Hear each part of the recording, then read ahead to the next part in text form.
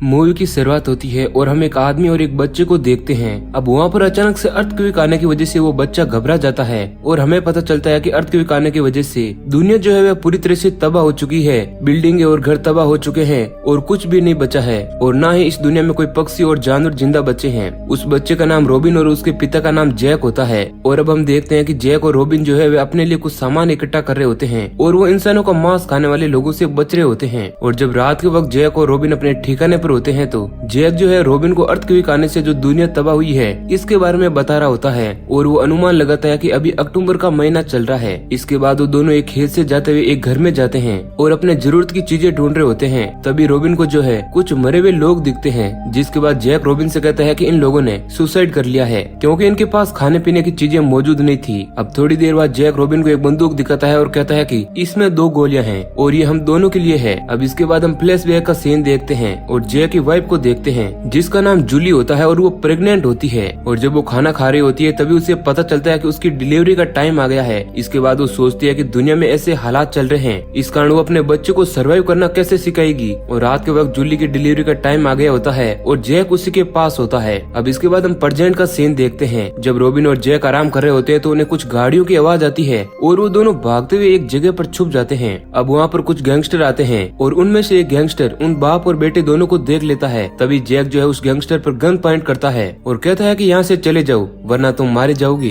तभी गाड़ियों की आवाज से जैक का ध्यान भटक जाता है और वो गैंगस्टर रॉबिन को पकड़ लेता है, जिसके बाद जैक अपने बेटे को बचाने के लिए गैंगस्टर के सिर में गोली मार देता है और इस कारण रॉबिन जो है वह बेहोश हो जाता है। और फिर जैक अपने बेटे को उठाकर वहाँ से भागने लगता है। अब बाकी सभी गैंगस्टर उसके पीछे पड़ जाते हैं और जैक अपने बेटे को लेकर जंगल में छुप जाता है। और जब वो गैंगस्टर जैक और रॉबिन का पीछा करना छोड़ देते हैं तो जैक रॉबिन को लेकर वापस उसी जगह पर आता है और वो देखता है कि वो गैंगस्टर जिसे उसने गोली मारी थी उसकी बॉडी के पार्ट्स रखे हुए हैं। अब इसके बाद हम फिर से फ्लैशबैक का सीन देखते हैं जहाँ पर जैक की पत्नी के पास 2 गोलियां होती है और वो चाहती है कि उसके पास और ज्यादा गोली हो क्योंकि वो इस दुनिया में जीना नहीं चाहती है और वो अपने बेटे को भी जिंदा नहीं रखना चाहती है। मगर जैक उसे समझाता है और कहता है कि हमें अपने बेटे की खातिर इस दुनिया में जीना होगा। जिसके बाद उसकी पत्नी कहती है कि क्या होगा अगर हम बाहर घूम रहे वैसे ने उनके बेटे को खा लिया तो। तब जैक कहता है कि ऐसा कुछ भी नहीं होगा। और फिर हम प्रेजेंट का सीन देखते हैं जहाँ पर जैक जो है अपने बेटे को एक बहुत ही पुरानी कोल्ड ड्रिंक पिलाता है और रात के समय उससे कहता है कि क्या तुम भी अपनी माँ की तरह मरना चाहते हो। तो उसका बेटा हाँ कहता है।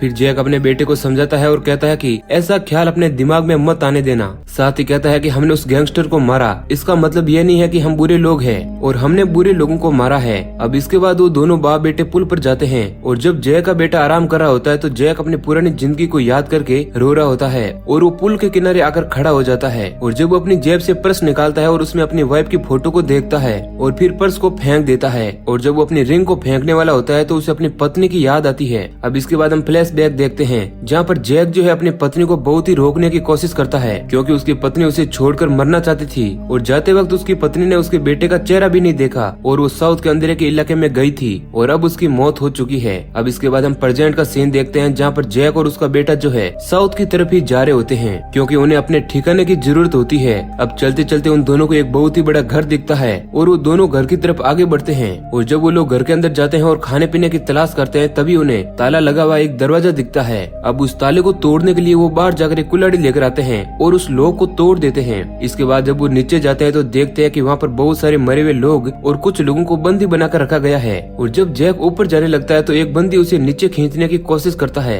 मगर जैक और रॉबिन सही सलामत ऊपर आ जाते हैं। और जब वो लोग घर से बाहर निकलने ही वाले होते हैं तो उस घर के लोग बाहर से घर के अंदर आ रहे होते हैं, जिसके बाद वो दोनों बाथरूम के अंदर छुप जाते हैं और अब उनके पास बाहर निकलने का कोई भी रास्ता नहीं होता है। और अब जैक अपने बेटे को मारने ही वाला होता है लेकिन तभी जमीन के नीचे बंधे हुए लोगों की आवाज आती है, जिसके बाद घर के सभी लोग जो है उन लोगों की तरफ चले जाते हैं। अब ये मौका पाकर जैक और रॉबिन खिड़की से बाहर भाग जाते हैं और जंगल में एक जगह पर छुप जाते हैं। और अब इसके बाद जब वो रात के समय सो रहे होते हैं तो जैक को जो है रोने की आवाज आती है और वो आदमी अपने बेटे के कान को बंद कर देता है ताकि उसके बेटे को कोई भी भयानक आवाज न आए। और फिर जब वो खाने का आखिरी दाना खा रहे होते तो जैक का बेटा अपने पिता से एक प्रॉमिस करने को कहता है कि वो लोग चाहे कितने भी भूखे हो जाए वो किसी भी इंसान का मांस नहीं खाएंगे। और फिर जैक अपने बेटे के प्रॉमिस को मान जाता है और फिर अगले दिन वो एक घर के अंदर जाते हैं और वो घर जैक का होता है। जैक बचपन में उस जगह पर क्रिसमस की छुट्टियां मनाया करता था। अब इसके बाद रॉबिन को एक जगह पर घर के अंदर एक बच्चा दिखता है और वो बच्चा रॉबिन से बिना कुछ कहे वहाँ से चला जाता है।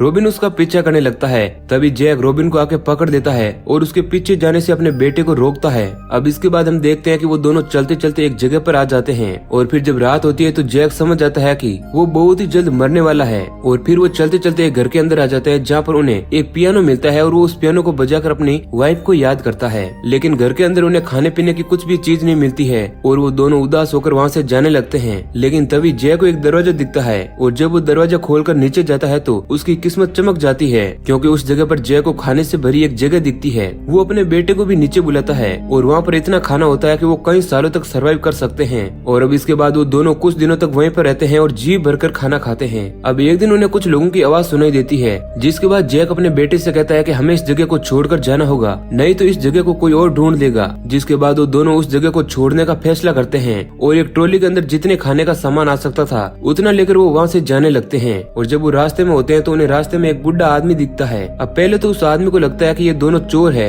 मगर रॉबिन उस बुढ़े आदमी को खाना देता है और फिर रात के समय का खाना रॉबिन उस बुढ़े आदमी को अपने साथ खाने के लिए कहता है। जिसके बाद रास्ते में वो बुढ़ा आदमी उस छोटे बच्चे को अपना नाम इले बताता है और इसके बाद जब वो रात में खाना खा रहे होते तो इले जो है जैक के बेटे के बारे में बात करता है। इले और जैक अपनी जिंदगी के बहुत सारे किस्से एक दूसरे को सुनाते हैं। इले कहता है कि अर्थक्वेक आने का अंदाजा उसे पहले से ही था और फिर जब अगली सुबह होती है तो इले अपने आगे के सफर पर निकल जाता है और रॉबिन इले के जाने से बहुत ही दुखी होता है और वो अपने पिता से इले को रोकने के लिए कहता है, लेकिन इले नहीं रुकता है। इसके बाद वो दोनों फिर से एक घर की तलाश कर रहे होते हैं और वो अपने खाने के सामान को लकड़ियों की टहनियों से छुपा देते हैं। इसके बाद उन्हें एक औरत और एक बच्चे के चिल्लाने की आवाज आती है, क्योंकि उनके पीछे इंसानों का मांस खाने वाले लोग होते हैं। और फिर वे उस औरत और बच्चे को पकड़ लेते हैं और उनकी चीख जो है उन बाप बेटे दोनों को सुनाई देती है। अब इसके बाद वहाँ पर एक भूकंप आ जाता है और सभी पेड़ जो है वे गिरने लगते हैं। जिसके बाद वो गिरने वाले पेड़ों से बचने के लिए एक टूटे हुए पेड़ के नीचे छुप जाते हैं, जहाँ पर हम जय को देखते हैं जो बहुत ही ज्यादा तकलीफ में होता है और फिर वह ठीक हो जाता है। अब अर्थक्वेक जाने के बाद वो दोनों साउथ की तरफ जाते हैं और उन्हें समुद्र दिखाई देता है। पानी के अंदर एक जहाज होता है। जिसके बाद जैक जहाज में जाने की कोशिश करता है और जब रॉबिन सो रहा होता है तो एक आदमी चाकू लेकर वहाँ पर आता है